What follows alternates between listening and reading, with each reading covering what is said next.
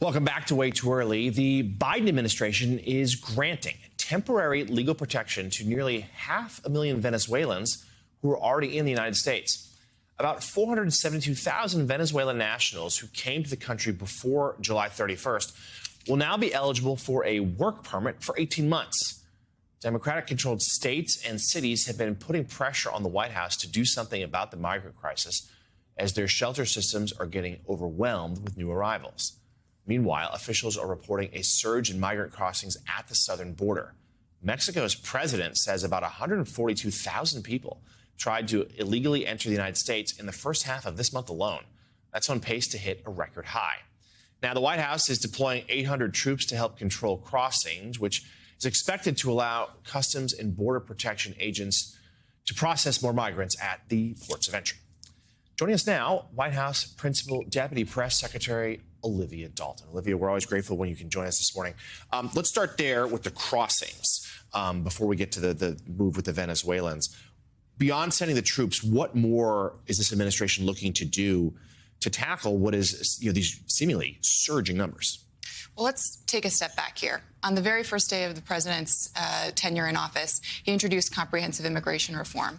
That's something we've been asking Congress to take action on for nearly 3 years now. And in the absence of any meaningful action of the sort, this president has used every tool at his disposal to create that humane, orderly, safe pathway for migration in this country.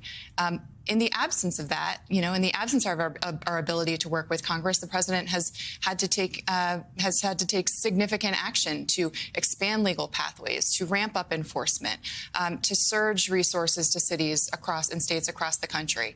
And that's exactly what you're seeing this week. Earlier this week, this president mobilized additional enforcement resources to the border on top of the record levels of CBP agents already enforcing our border and enforcing our policies. And he is expanding capacity at the border. And he is taking action. In addition to the $1 billion we've already sent to cities and states across the country, we've requested additional resources from the U.S. Congress to support our immigration work. We, of course, encourage Congress to pass that supplemental swiftly. And the president is taking meaningful action, as you heard just earlier this week, to expand and accelerate those work permits for over 1 million people when you consider the outreach campaigns we've taken in major cities like New York and the latest action geared toward Venezuelan migrants. Yeah, and you mentioned New York. Mayor Adams there has certainly been one of the loudest critics of the administration right now with migrants. So let's talk about the Venezuelans, this move to offer temporary legal status. Some have suggested or expressed a concern that might just provide incentive for more to cross the border. What's the response to that? Well, this president has been very, very clear. We put in policies earlier this year to ensure that we are sending a very clear message that if you do not come to this country lawfully, you will be removed. We've stepped up enforcement on the border to do just that.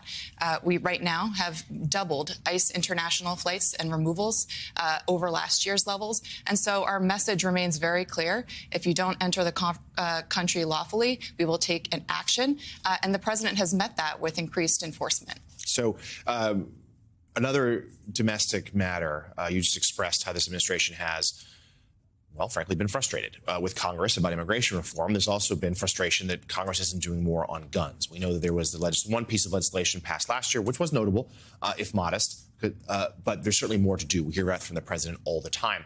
There's a new gun violence prevention effort being announced later today, an office that's being created and will be headed by the vice president.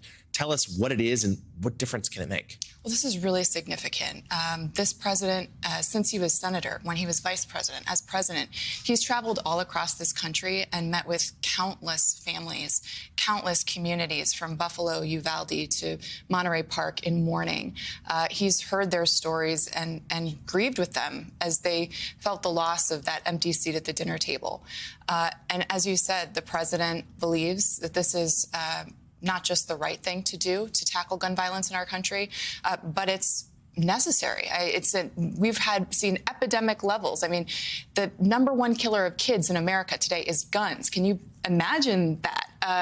So the moral imperative here is very significant. And as you said, the president, that's why the president signed the Bipartisan Safer Communities Act last year, the most significant gun safety legislation in nearly 30 years, why he's taken more executive action as president than any other president in history.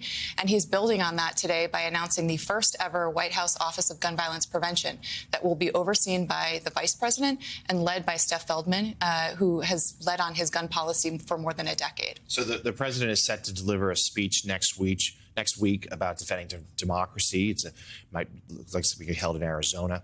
That's a theme he returns to a lot. Talk to us, though, about how much of this, whether it's this speech or in the months ahead, how much of that notion, the idea of defending democracy, is fueled by the idea that Donald Trump is, who, of course, was there on January 6th, is likely to be the Republican nominee and therefore facing this president again next year? Well, as you know, I have to be very careful about not talking campaigns and election as a public official due to the Hatch Act. But I will say democracy and protecting democracy, protecting the soul of our nation, has been a theme of this president's message from day one, from the moment he first ran for office. Through the speeches he's given during this first term. He believes that democracy is at stake. He delivered remarks earlier this week in New York that you may have heard about what's at stake at a time where we see, book bans, where we see efforts to restrict free speech, where we see attacks on the civil rights of Americans. And there's so much at stake right now. The president intends to continue to talk about that and deliver that message directly to the American people. Okay. All right. White House Principal Deputy Press Secretary Olivia Dalton, thank you as always. We will speak to you again soon. Thanks.